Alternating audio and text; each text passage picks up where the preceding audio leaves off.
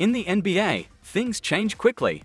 A team that looks like a long-term powerhouse one season can be on the verge of collapse just a few years later. If you ever look at a roster and think they're set for the next 5 years, odds are more than half that team will be gone before then, and their championship dreams will have faded. But perfect example? The Milwaukee Bucks. Just 4 years ago, they were NBA champions, led by arguably the league's most dominant young superstar in Giannis Antetokounmpo. They had the right pieces, the right momentum, and the belief that they were at the beginning of a dynasty. Fast forward to 2025, and things couldn't look more different. Since their 2021 title, the Bucks have won just one playoff series. Their trajectory has been a slow and painful descent. In this video, we're diving into how exactly things fell apart for the Bucks, what missteps were made along the way, and what options the franchise has now. Because the harsh reality is, Milwaukee may have just hit rock bottom. The championship glow back in 2021, the Bucks reached the pinnacle. They took down the Phoenix Suns in the NBA Finals, thanks to a generational performance by Giannis, who capped off the series with a 50-point masterpiece in Game 6. The basketball world was convinced Milwaukee had built something sustainable, a well-balanced, defense-first juggernaut with an all-time great leading the charge.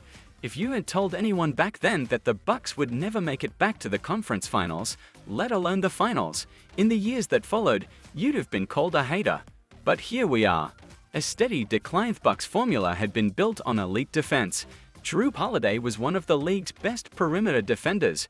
Brook Lopez anchored the paint. Giannis roamed like a free safety, wreaking havoc wherever needed. In 2023, they were once again the No. 1 seed in the East, finishing with the 4th best defense in the league. But the offense? It was slipping. Holiday, once a reliable two-way player, was showing signs of decline at age 32. Chris Middleton, one of the steadiest No. 2 options in the league, began battling injuries and inconsistency. Many of their role players were one-dimensional, shooters who couldn't defend or defenders who couldn't score. That all came to a head when they lost in the first round to the No. 8 seed Miami Heat. Jimmy Butler turned into a superhuman, and the Bucks were sent home early, embarrassed. It was a brutal wake-up call. The Dame gamble, that loss forced Milwaukee's hand. The front office knew change was necessary, especially with Giannis making noise about needing to see aggressive moves to stay long-term. When Damian Lillard requested a trade and expressed interest in Miami, the Bucks surprised everyone by swooping in and landing him. It was a bold move, pairing one of the best interior scorers in Giannis with one of the league's most dynamic perimeter threats in Dame. On paper, it looked like a title-winning duo.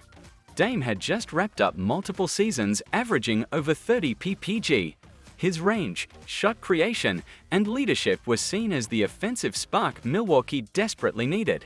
The team also brought in Adrian Griffin as their new head coach. Early results were solid. The Bucks were 30-13 through their first 43 games. Then, chaos. Coaching chaos despite a strong record, Milwaukee made the shocking decision to fire Adrian Griffin mid-season. In his place, they hired Doc Rivers, a move that many fans and analysts questioned, and for good reason. Doc's resume includes one title back in 2008 with the Celtics, but also numerous historic playoff collapses. Since then, his reputation has declined, and his impact on teams has often been more negative than positive. Under Rivers, the Bucks finished the season 19-20, slipped to the 3rd seed, and limped into the playoffs. Injury woes and a brutal ending to make matters worse. Both Giannis and Dame were dealing with injuries heading into their first-round matchup with the Indiana Pacers. Dame returned by Game 2, but he wasn't himself. In Game 4, disaster struck. He tore his Achilles, effectively ending his season and potentially his elite-level career. The Bucks lost the series, and the optics were brutal. Their aging core faltered again. Their biggest acquisition had suffered a devastating injury. And Giannis? He was once again left without enough help. Middleton is done, Lillard is hurt, and the future is bleak. Chris Middleton officially looks cooked. The injuries and age have caught up to him, and he no longer resembles the near all-star he once was. Brook Lopez is a free agent and has also shown serious signs of regression, especially as a shooter and defender. Lillard, meanwhile, is owed over $100 million over the next 2 years and may miss one of those years entirely due to the Achilles tear. The team made a desperation trade at the deadline, shipping Middleton to Washington for Kyle Kuzma, hoping he could rediscover his Lakers form. Instead, he's been inconsistent and inefficient, not the answer they needed. Kuzma is now Milwaukee's second-best healthy player. That tells you everything you need to know. No picks, no cap space, no flexibility. As if that wasn't enough, the Bucks have no meaningful draft capital. Their next 4 first-round picks are either owed or vulnerable to swaps. 2025, pick swap with New Orleans 2026, owed outright 2027, traded 2028, pick swap again. They also have no cap space, no valuable trade assets beyond Giannis, and no young cornerstone to build around. This is not just a flawed roster, it's a stuck one. What comes next? According to Shams Charania, Giannis is expected to meet with the front office soon to discuss his future. It's hard to imagine that meeting results in anything other than a trade request, or at minimum, another ultimatum. But here's the truth. The Bucks no longer have the means to fulfill any more ultimatums. The Dame trade cost them the last of their tradable assets. The supporting cast has minimal market value. Their cap sheet is locked up. They can't make another all-in move. There's nothing left. That means the most realistic path forward is to trade Giannis and get as much value as humanly possible in return.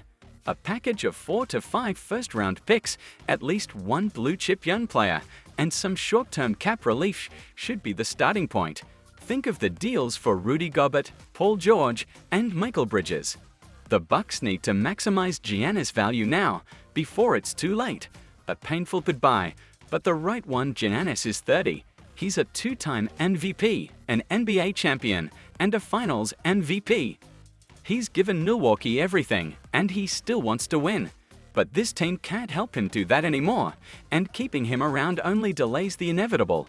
Bucks fans should be proud of what this era brought. That 2021 championship was special and rare.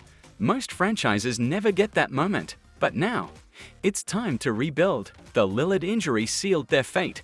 The Game 6 meltdown against Indiana, where they blew a 7-point lead in under a minute, was a fitting symbol of how far this team has fallen.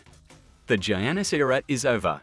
The only question now is, how soon will Milwaukee accept it? That's all for today.